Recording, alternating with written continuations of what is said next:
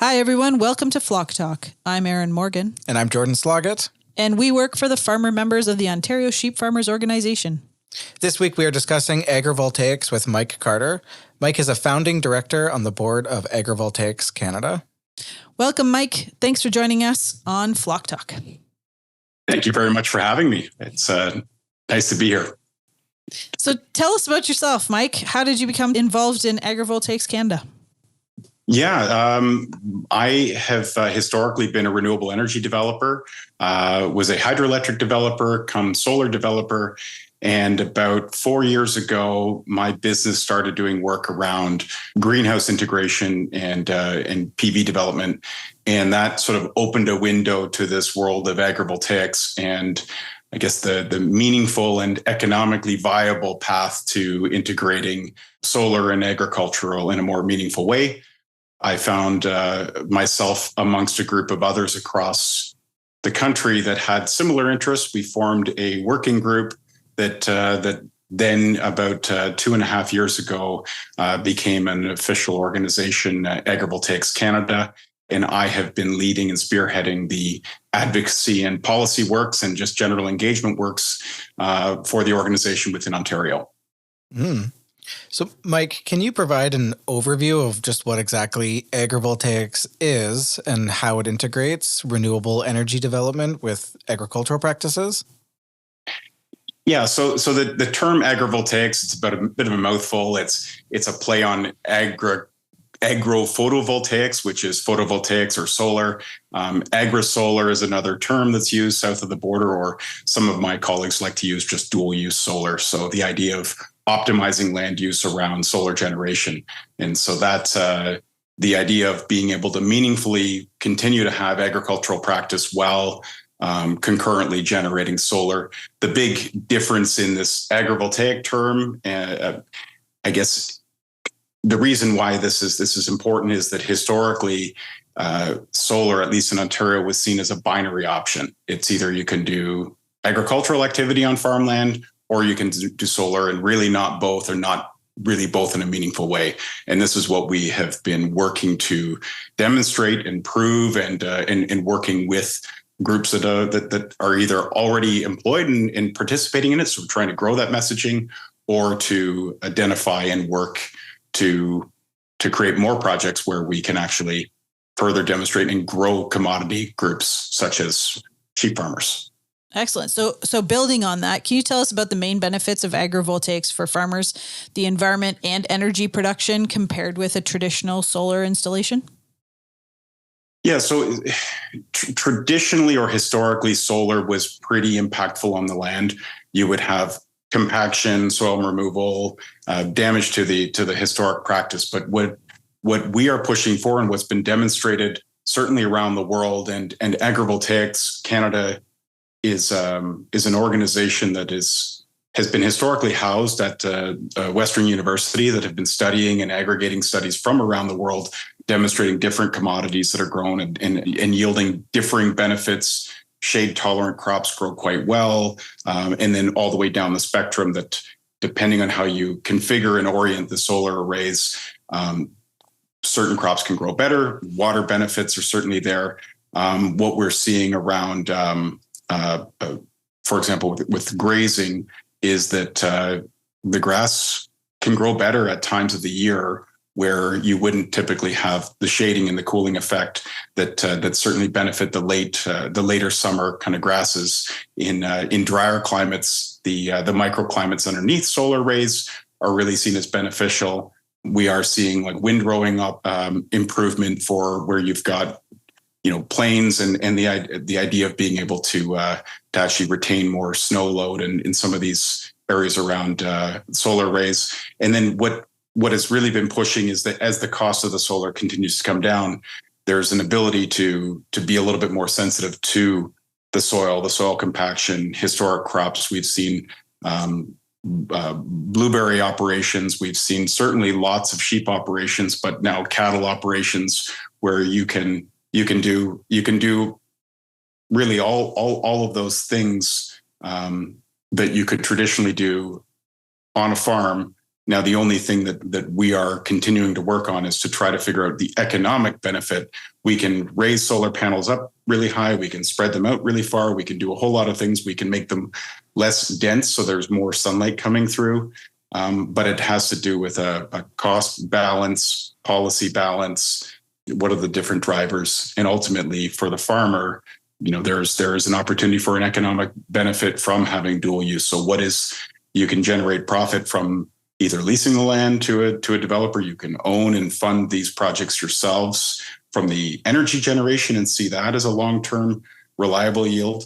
And then what changes do you have to consider are you going to do smaller tractor farming? Are you going to change the kind of crop type that you're doing? Are you going to just do a crop based on, say, utilizing 50% of the land or 60% or 70%? All of those things are all being studied at different levels around the world. Canada's a little bit behind in that, but I would say that we're historically a bit of a leader actually in the solar grazing. Quietly, there's been a lot of solar grazing going on and more sophisticated solar grazing than I think than many non-sheep people in the province weren't aware of to the extent that was actually occurring. So that's very happy to be here on this discussion. Mm-hmm. Excellent. Mike, could you walk us through what the typical process looks like of developing an agrivoltaic project, from what goes into the initial planning and maybe sometimes what creates that initial spark of someone wanting to move forward with a project like this, and then all the way towards implementation of it? Yeah, so the caveat to that answer is that there hasn't historically been a lot of commercially built agrivoltaics projects in Canada, because this is really, I would say, seen as sort of cutting edge, because the cost decline in solar has come to a point where we can actually start having these conversations where we're not in a subsidized product and we can actually compete with wholesale power pricing and sell into the market and benefit and not be tied to subsidies or programs that were a different version of solar in the past. Alberta kind of led the way around this, and we have seen some solar grazing activities on some of the larger farms. While I understand from some of these developers, it was a planned implementation, but it wasn't a condition of development. And what has changed now in Alberta most recently is they've actually restricted solar on farmland, but for the implementation of a meaningful agrivoltaic plan.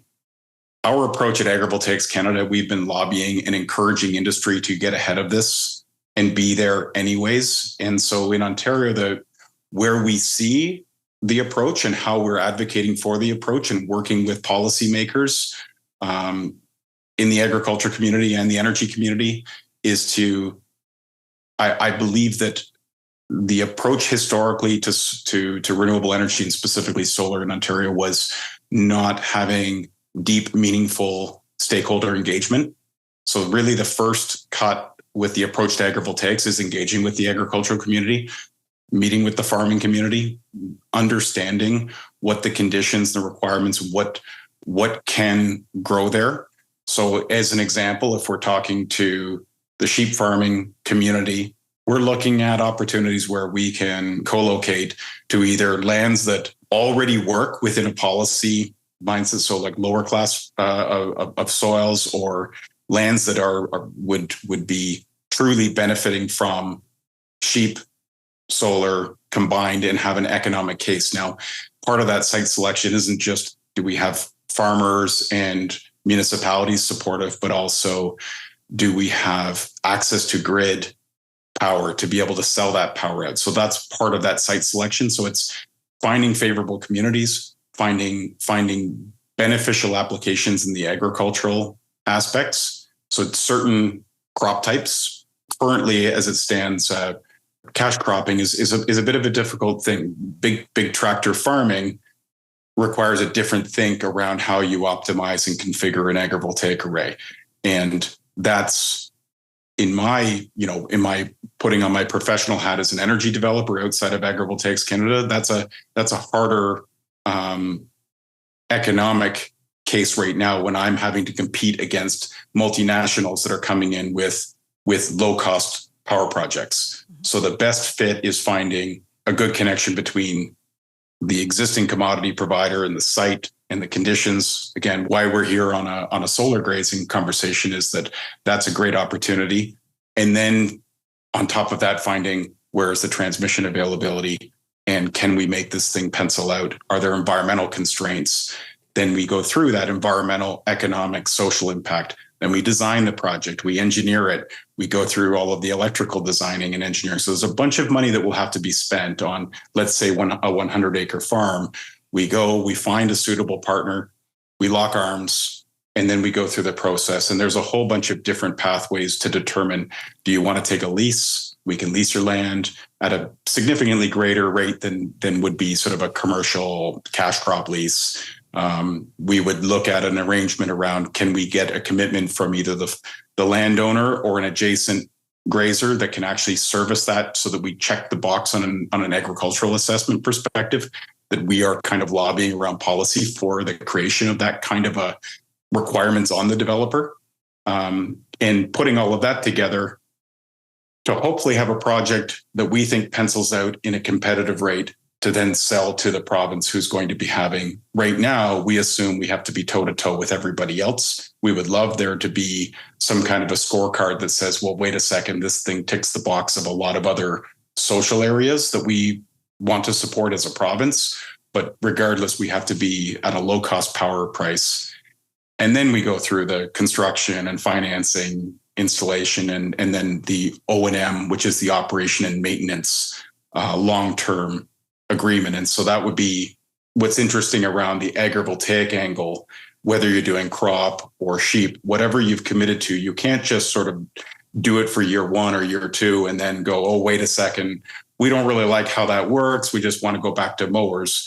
We would be advocating that the policy should have a requirement and an encumbrance on a developer that would ensure that 25-year project ensures a ongoing agricultural activity, not just for the land itself, but there is that concern about the checkerboarding of prime agricultural lands that could be broken up if you don't have that critical mass or whatever you want to call it of agricultural activity in an area, which I fully appreciate. And how we're coming from this is to try to guard against that. And really our effort is to push for everybody to be doing this. So everybody's kind of on an equal playing field when competing to build the next renewable projects in the province.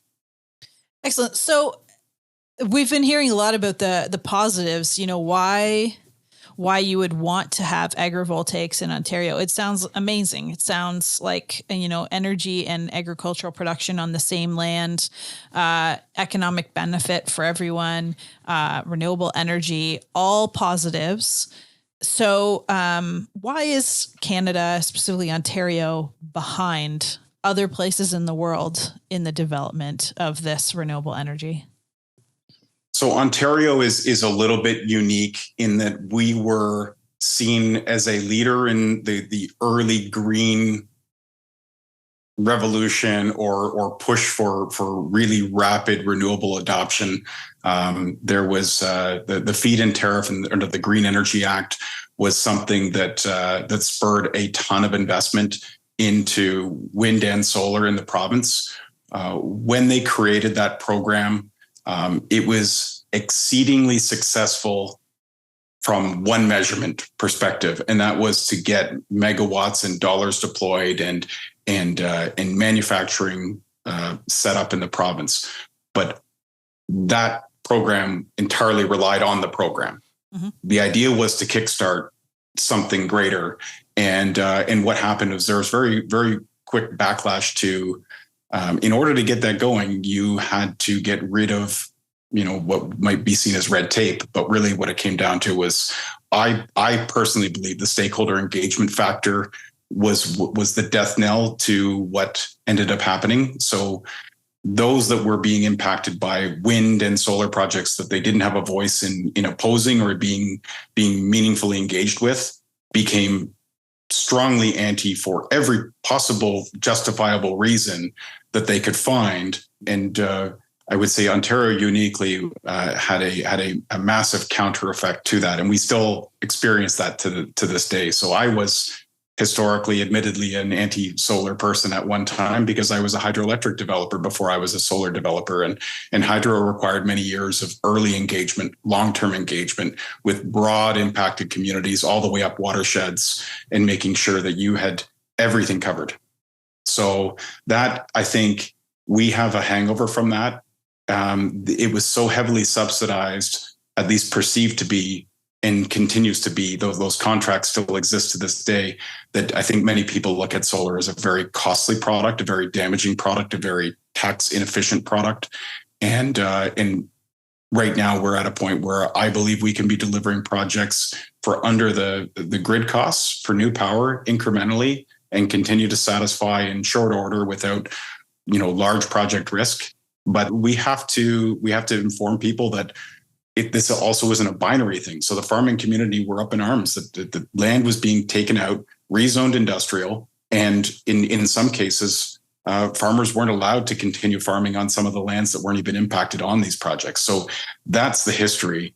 That's not the current world, but there's only a handful of us right now with that messaging, and we're just doing everything we can to get the word out that there is a better way. And we're looking to talk with anybody that's willing to listen to us about that and slowly change minds. But we have to demonstrate that as well. We can't just tell people. We need to show more examples. People need to see these farms that have sheep on them already. So speaking of changing minds, I want to know, what changed your mind? You were a hydroelectric guy. Now you're a solar guy. What was your journey? How did you change your mind? Ooh, yes. So one of mine, there were many, many reasons, and I'm admittedly this hypocritical environmentalist and hypocritical solar person and hypocritical many things. But what I could see that the world in which I lived in, and when I was building hydroelectric projects similar to what my father did before me, was we were building 100-year-old assets that were built on 100-year-old technology that were reliable and supportive and low cost, as it compared to the other technologies that just so happened to be emitting.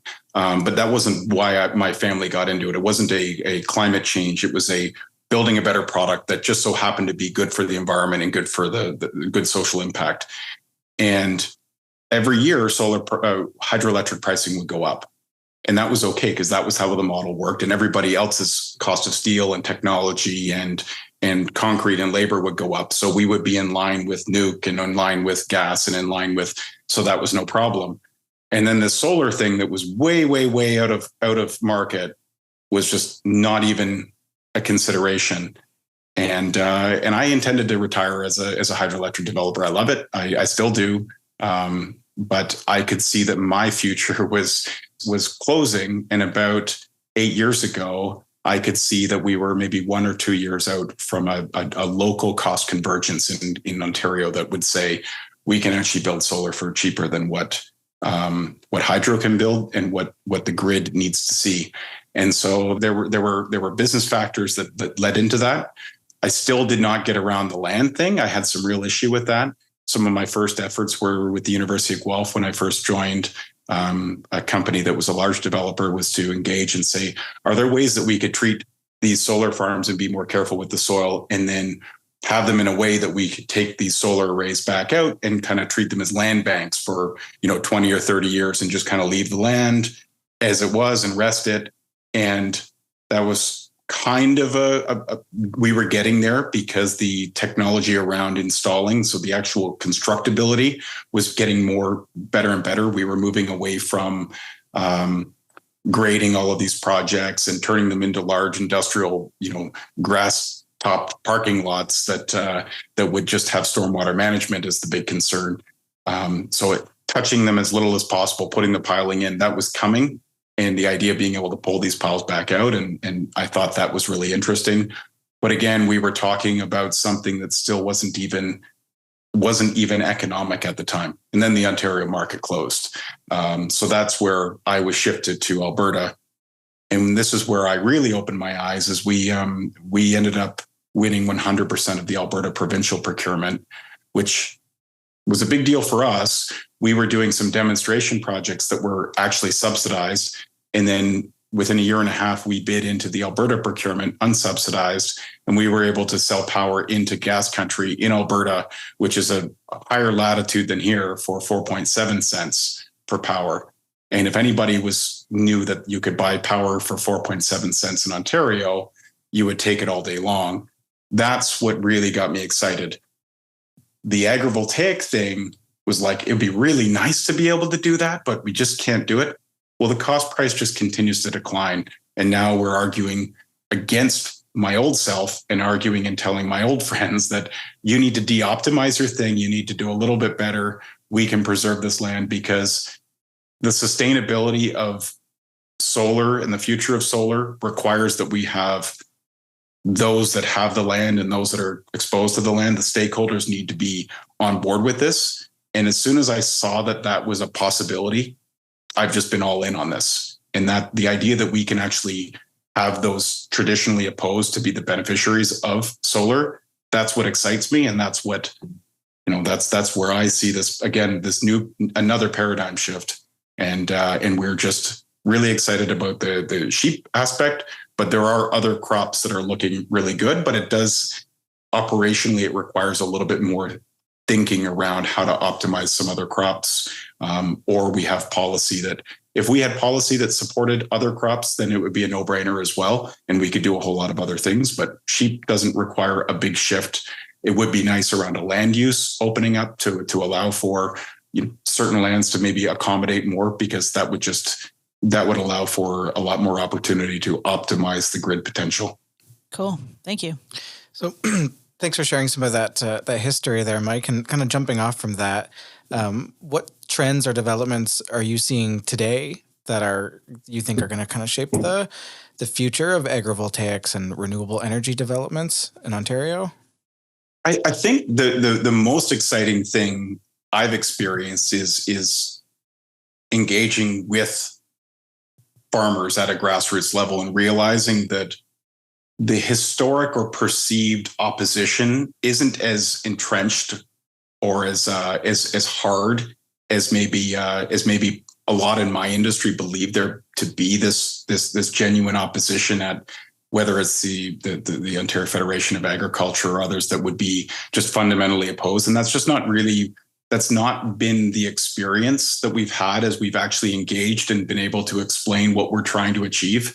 And I have to make it clear that Agrivoltaics Canada has been really cognizant and conscious of trying to ensure that it's farm first solar. So while I'm a developer here in my day job, we are advocating for farm first solar. So this is very much at the core of that advocacy group. And when we have that conversation with people, the opposition might be, hey, well, we like solar. We have it on our barn. Why not put it on the rooftop? And I'm all for that as well. It's just that that's a different product in my business. The rooftop could cost upwards of 3 times the amount.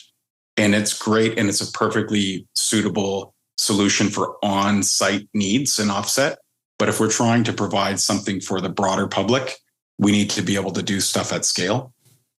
So I want to go off your farm first. I want to understand what that means.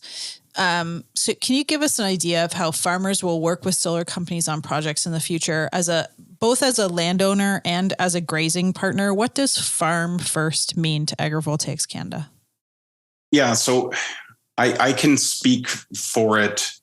So at a board level, the intention is to ensure that we're advocating for policy that is truly ensuring that there's an agricultural focus to the policy that we're trying to achieve. So farm first means that we're seeking to have genuine, demonstrable agricultural continuity with the farm. And it's difficult to, at times, describe how that can be, because some of the conversation may come back to, well, what's the revenue number and what's the cost number? And when you're putting solar on a farm, you're going to have a per acre revenue is a significant amount of energy that's going to be generated from that. if you're doing an acre of ethanol, you're getting the equivalent acre of solar can generate about 150 times the kilometers if you're running it through an EV car versus. So that's these are big numbers of tens of thousands of dollars of revenue that are going to be coming off per acre, but you're also putting in tens of thousands of dollars of infrastructure to pay off, or hundreds of thousands of dollars of infrastructure. But you need to also make sure that the farming characteristic and the underlying activity that was happening there that may represent a fraction of the revenue is still meaningful on a continuity perspective. And that's sort of preserving the culture, preserving the industry that we are committing to preserve. And so the idea that getting away from greenwashing or green leaning, I heard yesterday, is like, we need to be very careful and cognizant of that. And that's when I say it's farm first, is, are we approaching our policy positions that we are comfortable that we are not simply representing big renewable. And that's the difference between ourselves versus, say, an industry association like CanREA, which is by definition a renewable energy advocacy organization. We are not that. Okay, so a farmer partners with a solar company. What does that look like from the farmer's perspective? Yeah. So putting on my developer hat, my approach, and I believe that the approach of Agrivoltaics is really just getting the kitchen table conversation is the starting point, explaining in full detail, this is what you're doing. You're looking at developing a 20, 30-year partnership with that developer. It's a bit different than saying, we are just going to lease your land and this is the number and here's what you can do until we build the solar farm. So sometimes there'll be an option and a lease agreement. And if the project doesn't go ahead, you can still cash crop this or do this. But as soon as this project goes ahead, inside that fence is our thing. That's not what Agrivoltaics is doing. Agrivoltaics is approaching this in an intentionally complex manner to ensure that, is the fencing right for, let's say, in a sheep situation? Are we managing the cabling correctly if we're doing some kind of a cropping activity? So when the tractors are going, are we configuring the facility to meet the equipment and the crop type? But in the sheep case, are we looking at paddock planning? Are we looking at water management planning? Are we looking at how you're going to be moving those flocks around? Again, the fencing, it's not keeping people out, it's keeping predators out. Are we ensuring that we're creating a scenario where you can actually have a viable grazing service that you don't have to babysit 24/7 or whatever? Those are the conversations that how that conversation starts. When I say a true partnership, that's really how I feel that I've brought my hydroelectric development background to the solar world, where it's a bit of a different, like, we want to understand what you need. I don't need to know how to be a solar grazer or a sheep farmer. That's a complex, every conversation I have, it just adds multiples to what I realize I don't know about the space. I do know enough to be a little bit dangerous in a conversation, but I'm not going to be supposing that that's something that a large multinational operations company can go, hey, we're Agrivoltaics, we have sheep. Sheep can be sensitive animals that do require some there, and that's why exciting that it's actually full long-term employment that is a unique skill set as well. That I think really brings a new shepherd opportunity specifically back to the province, where people can be meaningfully employed in that. So from the economic side, if you're a landowner, there's an opportunity for a lease arrangement, and then if you're a producer, with or without land, there's still an opportunity to have an income, right, from grazing the lands that the solar occupies, and there's like some landscaping payments for that. How does that work? Yeah, sorry. And so, no, exactly. Shooting from the hip, let's say a well-suited solar array that can be configured for a solar grazing operation, you might consider $1,000 an acre as a lease right now. This number can move around. It all depends on the suitability. But let's say it's $1,000 an acre, sort of ballpark, a reasonable number to talk to. On top of that, you're looking at a grazing service. If you're on site and you're already doing a sheep operation, it probably is a low bar to be able to achieve to service that. But let's say that's probably I think right now we're ballparking $200. Like we've heard up to $500 per acre for grazing services. But let's say it's a $200 per acre in the coming years for servicing that on top of that. So you've got $1,000 if you're the landowner per acre. You've got $200 per acre for the operating. You get the benefit of the sheep growing under shade and growing and eating and consuming all of that grass. And you have an obligation to meet a vegetative contract. So that's a bit of a different pivot around how this grazing services would work. But we would, let's say as an asset owner, you would have an obligation to meet criteria around weed management, grass management to make sure that it is within a certain tolerance. That changes how you're going to optimize your flock. You do have to keep your flock around either longer, keep more mouths to feed at different times of the year, and feed them off site at different times of the year. But that's the benefits that you're seeing is it's $1,200 per acre, and then depending on what. If the landowner happened to also be an investor or a partner in the project, then there would be a portion of the revenue from the solar array. That's all of those options are on the table.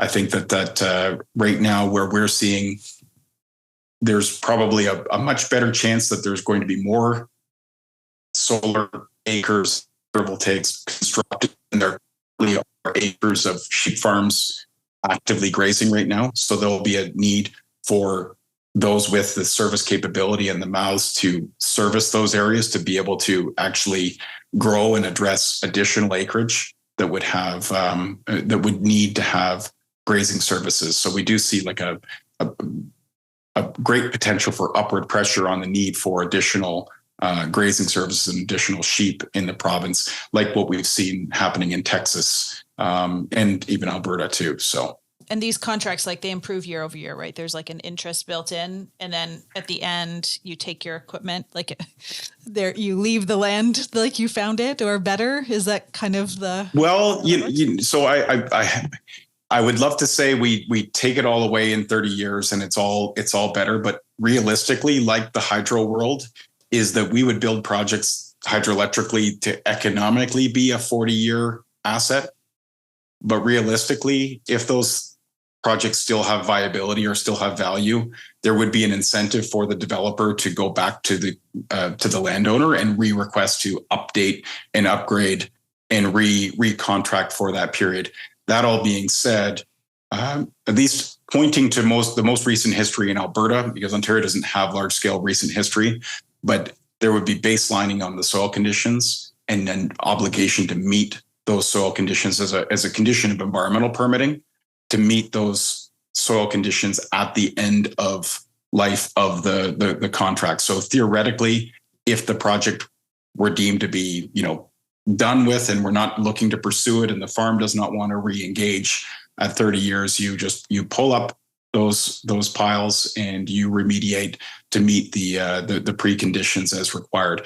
Our hope is to be able to demonstrate, at least in certain cases, where there's been soil improvement on that land. So that would be a really exciting find. There's been studies around that kind of grazing improvements. I certainly am familiar with some regenerative studies that I would love to see that synthesized for solar grazing, but that's the hope. Thanks, and sorry, you also asked about incremental pay. So typically, most contracts are tied to some form of a CPI. So as an example, there are contracts that may be tied to a 2% consumer price index escalator every year, so that $1,000 today might sound really great, but in 30 years' time, it might feel like $30. So you just make sure that you're keeping up with some assessed, and that is part of the negotiation. And all things considered. But that is typical to have an escalator in these agreements, just the same as the power sales would have a escalator in the agreement, and just the same as, you might have a solar grazing contract that might be a 2-year or a 3-year contract that in all likelihood those prices and those costs rise too. Okay. Well, a lot of great info there for our listeners. And Mike, if producers are interested in learning more about the opportunities for solar on their farm or working with a solar company to graze land near them, where can they go to learn more? Yeah, so Agrivoltaics Canada has a website, agrivoltaicscanada.ca. We have a contact us page. We have a discounted rate for farmers that would like to be members of Agrivoltaics Canada. There's a $50 fee for farmers. That's very specifically the sort of one of the lowest tranches we have, because we want this to be a farm-led organization. We have a number of farmers that are members already, and so we would be very happy to respond to that. As the Ontario representative, I would likely be the point person, at least for those that may be listening here in Ontario. And we would be very, very pleased to reach out and discuss the advocacy and potential paths to develop projects as well. Perfect. Thanks, Mike, for joining us today. We really appreciate you taking the time to come on our podcast. Well, thank you very much. This has been an absolute pleasure. Thank you for listening. We hope you enjoyed this episode. Join us next Wednesday for a research-themed interview.